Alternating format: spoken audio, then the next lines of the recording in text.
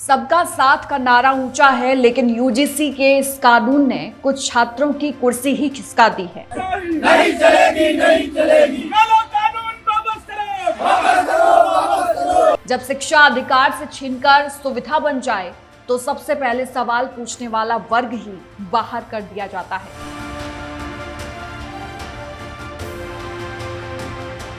सरकार कहती है योग्यता सर्वोपरि है, लेकिन मैदान में उतरने से पहले ही कुछ बच्चों के जूते उतार लिए गए।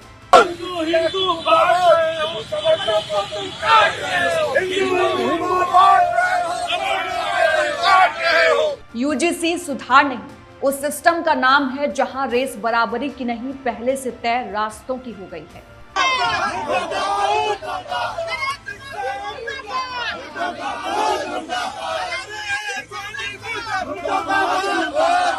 अगर सबका विकास सच होता तो स्वर्ण छात्रों को अपने भविष्य के लिए सड़क पर सवाल नहीं पूछने पड़ते।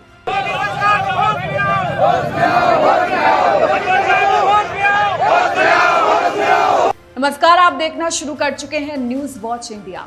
ठीक उसी जगह से बात शुरू करनी होगी जहां अक्सर सरकारी विज्ञापनों की भाषा खत्म हो जाती है।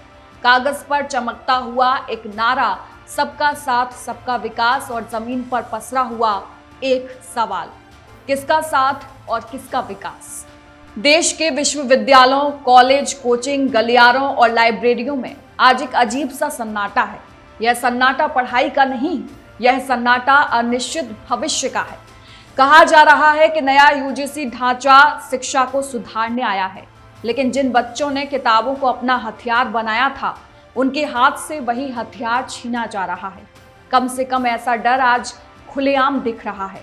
सरकार कहती है यह कानून शिक्षा को समावेशी बनाएगा, लेकिन सवाल यह है कि समावेशी किसके लिए, और जिनका नाम इस समावेशन की सूची में चुपचाप काटा जा रहा है, उन छात्रों का क्या जो स्वर्ण जाति से आते हैं, जिनके लिए ना आरक्षण की बैसाखी है, ना आर्थिक रूप से ताकतवर होने की गारंटी, और ना ही कोई विशेष श्रेणी का तमगा। यह कहना आसान है कि योग्यता ही सबसे बड़ा आरक्षण है, लेकिन जब योग्यता की परिभाषा ही नीतियों के हिसाब से बदली जाए, तब उस नारे का क्या अर्थ रह जाता है। यूजीसी के नए प्रावधानों को लेकर जो सबसे बड़ा डर सामने आ रहा है, वह यह है कि शिक्षा अब अधिकार नहीं, बल्कि एक नियंत्रित सुविधा बनती जा रही है। फीस संरचना, प्रवेश नियम, पात्रता की शर्तें, सब कुछ इस तरह से गढ़ा जा रहा है कि प्रतियोगिता बराबरी की नहीं, बल्कि पहले से तय रास्तों की दौड़ बन जाए। और इस दौड़ में स्वर्ण छात्रों से कहा जा रहा है, या तो बहुत अमीर बनो या बहुत असाधारण, वरना लाइन से बाहर हो जाओ। यहाँ सवाल किसी एक जाति के पक्ष या विपक्ष का नहीं होना चाहिए। यूजीसी द्वारा 2026 का इसमें ऐसा नियम है जो कानून की तरह लागू होता है, पर संसद द्वारा अधिकृत नहीं है।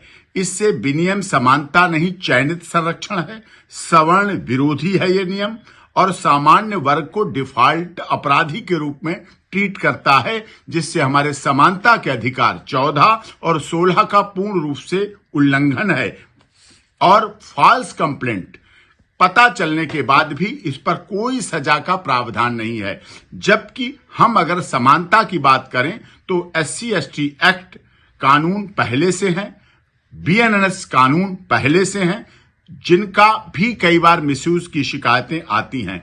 और यूजीसी द्वारा ऐसा सजा का अधिकार ये जो बनाया गया है, इस झूठी शिकायत से छात्रों का जो शिक्षार्थ आते हैं, सेवार्थ जाने की भावना से रखते हैं, उनके कैरियर बर्बाद होने की पूरी आशंका है। ये नियम जाति भेदभाव की झूठी शिकायतें होने पर कोई सजा नहीं देता है। लेकिन जब किसी नीति का सबसे सीधा असर किसी एक वर्ग पर पड़े, तो उस वर्ग की आवाज को विशेषाधिकार की शिकायत कहकर दबा देना भी एक तरह की बौद्धिक बेईमानी है। स्वर्ण छात्र आज यह नहीं पूछ रहे कि उन्हें अतिरिक्त लाभ क्यों नहीं मिल रहा, वे यह पूछ रहे हैं कि जो न्यूनतम अवसर था, क्या वह भी अब खत्म किया जा रहा है। शिक्षा का अधिकार संविधान की आत्मा से जुड़ा विचार है। यह सिर्फ किताबों तक पहुंच नहीं, बल्कि बराबरी की शुरुआत का वादा था। लेकिन अगर नई व्यवस्था में प्रवेश के दरवाजे इस तरह से संकरे कर दिए जाएं कि कुछ ही लोग उसमें से निकल सके, तो फिर इसे सुधार नहीं, छटनी ही कहा जाएगा। हालांकि सरकार बार बार कहती है कि यह बदलाव वैश्विक मानकों के अनुरूप है। लेकिन सवाल यह भी है कि क्या दुनिया के विकसित देशों में शिक्षा को इस तरह से वर्गीकृत किया जाता है कि एक छात्र की सामाजिक पृष्ठभूमि ही उसके अवसर तय कर दे, या फिर वहां राज्य यह सुनिश्चित करता है कि चाहे कोई भी हो, उसकी प्रतिभा पैसों और नीतिगत दीवारों से ना टकराए। हमें तय करना होगा उस छात्र से जो सीमित साधनों में भी सालों तक तैयारी करता है, या उस छात्र से जिसके लिए हर संसाधन पहले से उपलब्ध है। स्वर्ण समाज का रोष इसी बिंदु पर फूटता है। आज जो छात्र सवाल पूछ रहा है वह कल सिस्टम से कट सकता है, और यही सबसे खतरनाक संकेत है किसी भी लोकतंत्र के लिए। आज हम लोग जो सरकार द्वारा यूजीसी एक्ट लागू, काला कानून लागू किया गया है, जिसमें सामान्य वर्ग के छात्रों के संग पक्षपात किया गया है, हिंदुओं को बांटने का कार्य किया गया है, इस काले कानून के विरोध में आज हम लोगों ने माननीय राष्ट्रपति महोदय के नाम संयुक्त रूप से ज्ञापन दिया है कि इस काले कानून को भारत में रहने वाला सर्वण समाज बर्दाश्त नहीं करेगा। अगर इसको तत्काल वापस नहीं लिया गया तो इस कानून के खिलाफ सर्वण समाज सड़कों पर उतरने को बाध्य होगा, क्योंकि ये इस काले कानून के बाद केवल और केवल विश्वविद्यालयों में सर्वण छात्रों का शोषण होगा और वो आत्महत्या को मजबूर होंगे। ऐसा हम लोग नहीं होने देंगे। क्या नाम है? आज हम लोग यूजीसी का विरोध करने आए हैं, क्योंकि इसमें हिंदुओं के संग में आप देखिए भाजपा सरकार कहती है कि हिंदू एकता बनाई जाए, और खुद ही ऐसे नियम लागू करके जिसमें पक्षपात हो, और जो ये यूजीसी का जो नियम लागू हुआ है इसको बिल्कुल वापस लिया जाए, और नहीं लिया गया तो इसका बहुत उग्र प्रदर्शन होगा और बहुत जोरदार तरीके से होगा, क्योंकि हम सरकार की तानाशाही हम नहीं जाएंगे। सरकार को यह समझना होगा कि हर विरोध राजनीतिक साजिश नहीं होता। कभी कभी विरोध सिर्फ यह बताने आता है कि नीति बनाने वाले कमरे और जमीन पर खड़े नागरिक के बीच की दूरी बहुत बढ़ गई है। जब छात्र कहता है कि मेरा जीने का अधिकार छीना जा रहा है, तो वह सिर्फ नौकरी या डिग्री की बात नहीं कर रहा, वह सम्मान, भविष्य और भरोसे की बात कर रहा है। और यहाँ सबका साथ सबका विकास का नारा फिर सामने आता है। अगर सबका साथ है तो संवाद कहाँ है? अगर सबका विकास है तो कुछ वर्ग खुद को पीछे क्यों महसूस कर रहे हैं? इसका मतलब यह है कि सरकार और समाज अभी भी भेदभाव खत्म करने में सक्षम नहीं है।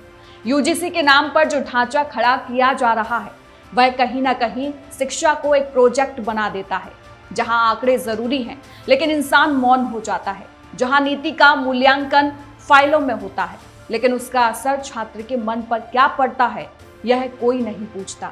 स्वर्ण छात्रों का डर यह है कि रेस शुरू होने से पहले ही उन्हें बाहर खड़ा कर दिया जाएगा। इतिहास गवाह है कि जब भी शिक्षा को सीमित किया गया है, समाज ने उसकी कीमत चुकाई है, और जब जब छात्रों की आवाज को असुविधाजनक शोर कहा गया है, तब तब वही आवाज बाद में बड़े आंदोलनों का आधार बनी है। सरकार अगर सच में सबका विकास चाहती है तो उसे यह स्वीकार करना होगा कि नीति आलोचना से डरकर नहीं, आलोचना सुनकर मजबूत होती है।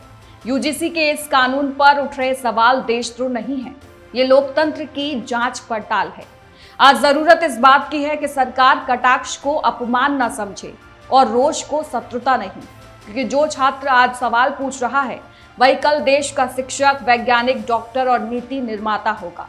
अगर उसके मन में यह भरोसा नहीं रहा कि यह देश उसके साथ खड़ा है, तो फिर सबका साथ सिर्फ पोस्टर तक सीमित रह जाएगा और विकास सिर्फ कुछ गिने चुने नामों की कहानी बनकर रह जाएगा। यही डर है, यही गुस्सा है और यही वह सवाल है जिसे अनसुना करना शायद सबसे बड़ी भूल होगी। आपका यूजीसी कानून को लेकर क्या कुछ कहना है? जो भी आपकी राय हो कमेंट बॉक्स में जरूर दें और वीडियो को शेयर जरूर करें, ताकि आपका पार स्नेह न्यूज वॉच इंडिया की टीम पर यूं ही बना रहे। यह आपका ही प्यार है कि हम 1 मिलियन सब्सक्राइबर्स को क्रॉस करके 18 करोड़ व्यूज पार कर चुके हैं। आशा है आपका ये प्यार यूं ही बना रहेगा और देश दुनिया से जुड़ी बड़ी खबरें हम पूरे फैक्ट्स के साथ सबसे पहले आपके पास लाते रहेंगे। नमस्कार।